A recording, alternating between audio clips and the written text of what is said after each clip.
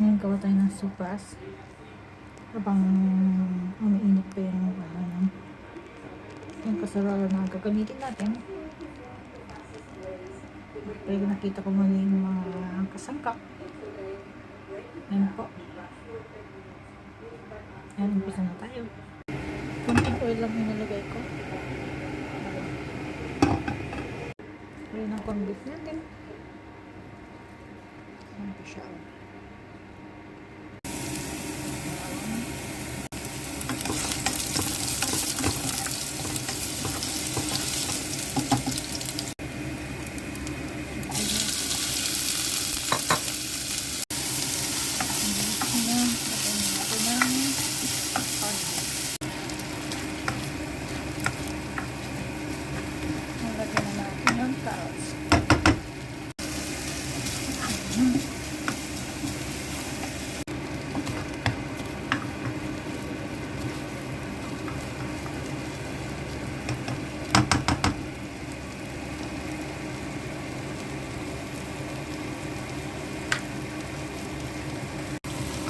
Ang bango.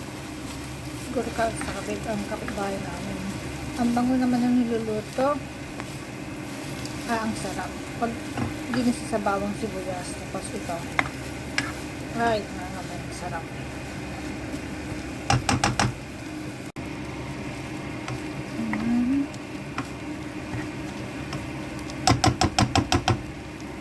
Yan, nilagay ko na rin ito para mag-isa. Ilagay na namin. Ilagay siya ng tubig. Ilagay na natin ng tubig.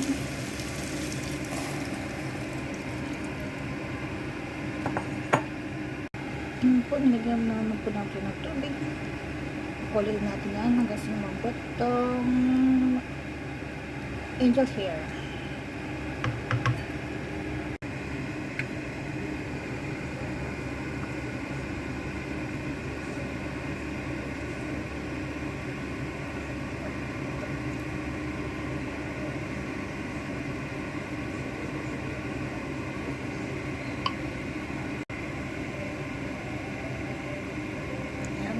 Kain na tayo.